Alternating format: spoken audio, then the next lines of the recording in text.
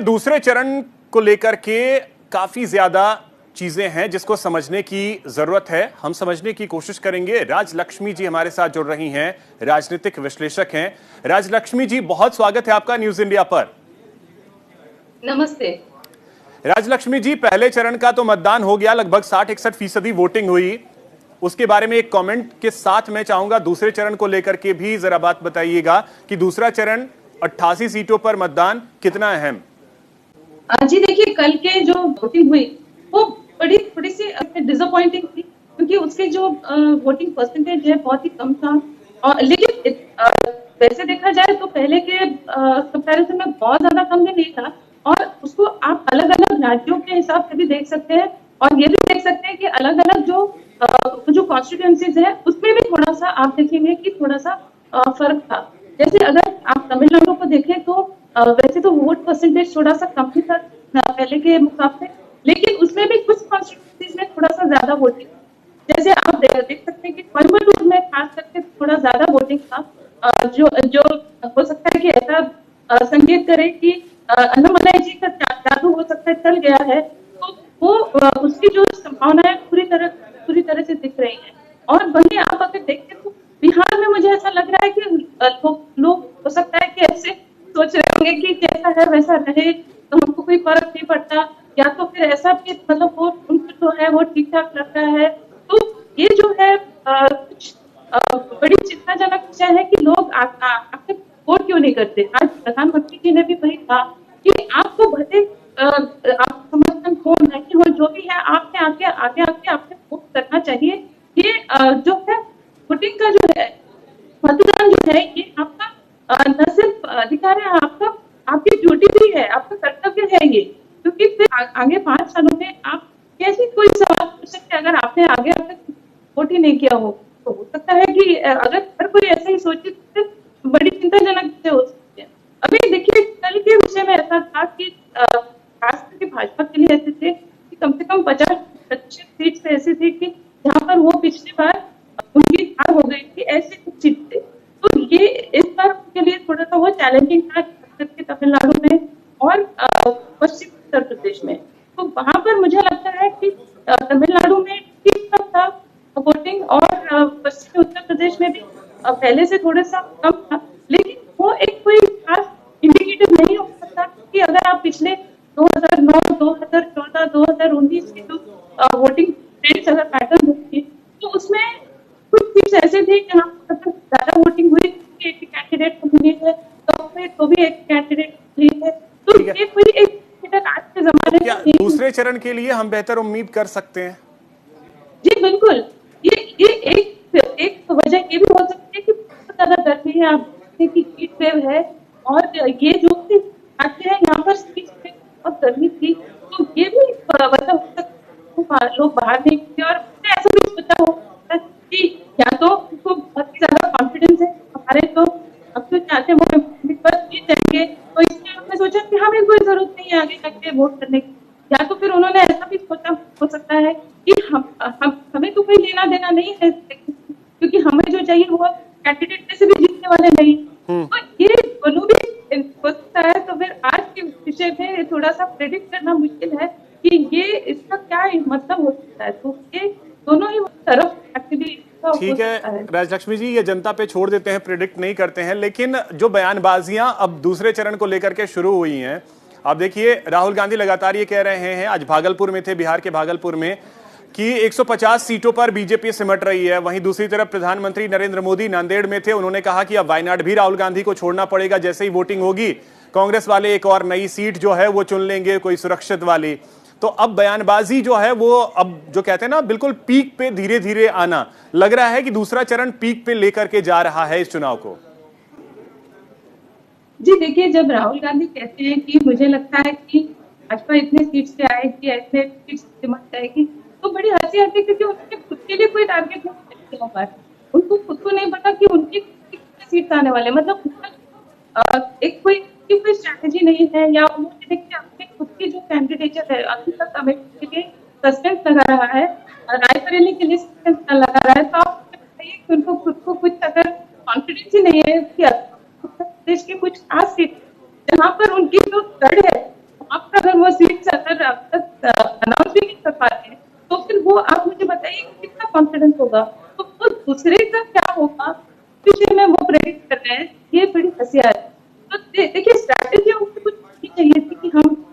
Exactly किस तरीके से इसको करेंगे। और आज तक के कुछ राज्यों में ये भी हो रहा है कि वो आपस में नहीं लड़े जा रहे थे। केरला में क्या हो रहा है, दूसरे चरण में केरला में होने वाला है इतना बड़ा संघर्ष जो है, वहां पर देखिए वो एक दूसरे के साथ लड़ रहे हैं। वो लेफ्ट पार्टी प्रधानमंत्री जी ने भी कहा कि वो एक दूसरे को जेल भेजने के चक्कर में, तो यहाँ तक मतलब वो इतनी बड़ी टक्कर है। वो मुझे लगता है कि अगर वो पॉलिटिकली थोड़ी सी और समझदारी से काम लेते तो दोनों पार्टी मिलाकर कोई कैंडिडेट को लगा दी, और लेफ्ट ने भी वही कहा कि आप यहाँ से मत, कि आप कैसे लड़किए, आप फायदा क्यों आते। तो लेकिन राहुल गांधी जी को इतना भरोसा ही नहीं है कि अमेरिकी जनता दोबारा कभी चुनेगी, तो वो तो इसका कारण जाकर राजलक्ष्मी जी, इसका कारण आपको क्या लगता है कि जिस तरीके से एक तरीके से कल हमने वोटर्स की कई जगहों पे उदासीनता भी देखी, अगर बंगाल और त्रिपुरा को छोड़ दें जहां 80% से ज्यादा वोट हुए हैं, बाकी जगहों पे बहुत कम हुए हैं। बिहार तो कहा जाता है कि पॉलिटिकली जो है एक्टिव स्टेट है, लेकिन वहां पे बहुत कम मतदान कल हुआ है। यूपी में भी कम ही मतदान हुआ है। तो इसके पीछे क्या उदासीनता जो लोगों की रही है? कारण यह भी रहा है कि एनडीए तो चलिए सामने बिल्कुल स्टैंड कर रहा है, चुनाव में पूरा जोर लगा रहा है, सामने से जो INDIA अलायंस बना वो उस तरीके से नहीं दिखा जिस तरीके से उसे मैदान में दिखना चाहिए था, क्योंकि दो के बीच लड़ाई जब जबरदस्त होती है तो उसमें जनता इंटरेस्ट भी लेती है। अब इंडिया अलायंस को देखें तो अगर बात करें, आम आदमी पार्टी दिल्ली में साथ है, पंजाब में अलग है। ममता बनर्जी ने कल यही कह दिया कि बंगाल में कोई सोचे भी ना कि इंडिया अलायंस है।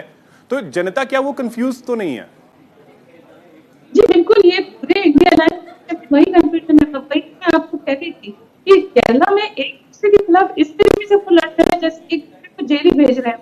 राहुल गांधी बार बार कह रहे हैं कि आप अरेस्ट क्यों नहीं, तो ये मतलब ये सीमा तक वो पहुंच रही है कि वो एक दूसरे को खत्म करने के लिए जुटे हुए हैं। और वही लेफ्ट और कांग्रेस वेस्ट बंगाल में साथ में लड़ती है। और यही विषय है कि हर जगह पे आप देखते हैं कि उसमें भारी कंफ्यूजन नजर आ रहा है कि एक राज्य भी ऐसा नहीं है जहाँ पे कुछ भी शेयरिंग की कोई भी क्लैरिटी हो। उसके अलावा एक बात यह है कि उनमें कोई भी एक कॉमन सिस्टम नहीं है। तो उनमें अगर जीत जाते हैं तो एक एक व्यक्ति कुछ और कहता है, दूसरा व्यक्ति कुछ और कहता है। एक पार्टी कहती है कि हम सीए को लागू नहीं करेंगे, दूसरा पार्टी इस विषय में कुछ कहता है। एक पार्टी कहता है MSP के विषय में कुछ, दूसरा पार्टी MSP और कहता है। तो ये जो है ना, ये जो उनमें एक तो वो क्लैरिटी नहीं है, मतलब उन्होंने कोई उत्साह भी नहीं दिखाया। आज प्रधानमंत्री जी ने वही बात बताई कि आप विरोध का कुछ उत्साह तो बताइए, मतलब वो इलेक्शन में आकर वोट करें कि कोई भी वजह हो, कोई भी विषय हो, आप थोड़ा सा उत्साह करें।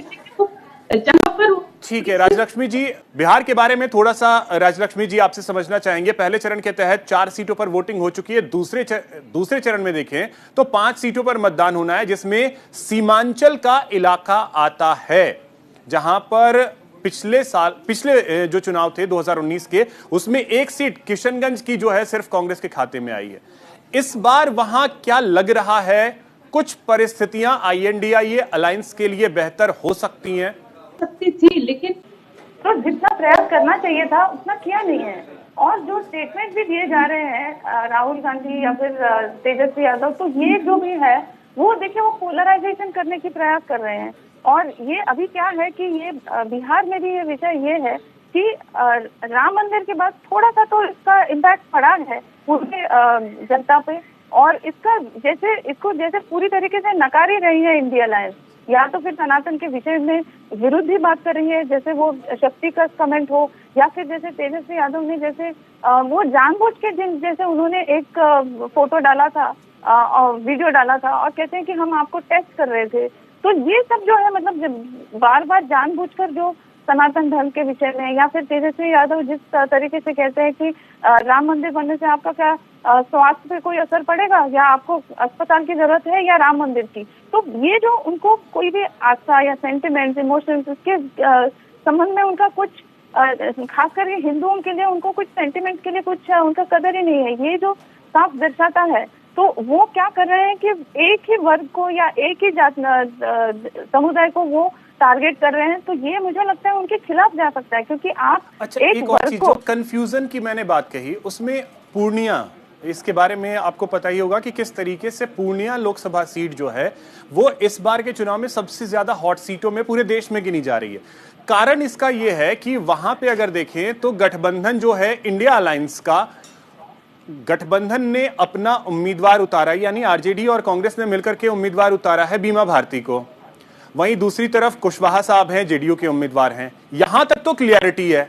उसके बाद पप्पू यादव नेता हैं कांग्रेस के, निर्दलीय के तौर पर मैदान में हैं। तो ये जो कंफ्यूजन है ये तो वोटर्स को पूरी तरीके से कंफ्यूज करेगी उस सीट पर भी। पार्टियों में और गठबंधन में तो दिख रहा है, या तो सीट बाई सीट अगर देख रहे हैं तो कंफ्यूजन है। जी बिल्कुल, मैं आपको तभी वही कह रही थी कि ये जो सीट शेयरिंग के विषय में हो या फिर वो किसके कौन से कैंडिडेट को लगाते हैं, इसमें भी उन्होंने पूरी तरीके से अपना होमवर्क किया नहीं। जैसे अभी आप अगर देखते हैं तो पप्पू यादव बहुत कॉन्फिडेंस है कि मैं ये सीट जो है मैं ही जीतूंगा। तो इधर क्या हो रहा है कि वो आपस में एक दूसरे के वोट को काट रहे हैं और लोगों को ये कंफ्यूजन तो होगा, क्योंकि वो अभी भी कह रहे हैं, ऐसे बात कर रहे हैं जैसे वो खुद कांग्रेस के ही कैंडिडेट हैं और वो ऐसे बात कर रहे हैं जैसे कांग्रेस का ही उनको पूरा समर्थन है। और आप देखें तो मैं फिर आपको केरला का भी एक उदाहरण देती हूँ कि जहाँ पर लेफ्ट कैंडिडेट जो है वो कांग्रेस के खिलाफ ज्यादा बात कर रहे हैं, न कि बीजेपी के, खुद शशि जरूर बता रहे हैं। और जो बीजेपी है उन पे इतना वार नहीं कर रही जितना वार लेफ्ट कर रहे हैं। तो ये जो आपस में ये जो अलायंस पार्टनर्स है उनमें कुछ सोच समझ के उन्होंने सीट शेयरिंग करनी चाहिए थी। तो कौन से कैंडिडेट वो लगा रहे हैं वो देख के लगाना चाहिए था। तो ये अगर थोड़ी सी और समझदारी में वो काम करते तो कुछ सीट तो ऐसे थे जहाँ पर भाजपा थोड़ी सी वीक थी तो वो वहाँ पर वो टक्कर दे सकते थे, लेकिन उन्होंने ऐसा ये समझदारी नहीं दिखाई। अभी देखिए केरला में पूरा उनको एक मौका था कि वो आपस में मिलके भाजपा को उधर से पूरे बाहर ही रख देते थे, लेकिन अभी उन्होंने कम से कम 3-4 सीट में कम से कम उन्होंने एक अपॉर्चुनिटी दे दी है भाजपा को कि वो। चलिए ठीक है राजलक्ष्मी जी, इतना ही वक्त है। बहुत शुक्रिया आपका, विस्तार से आपने तमाम चीजें बताई, इसके लिए आपका बहुत बहुत शुक्रिया।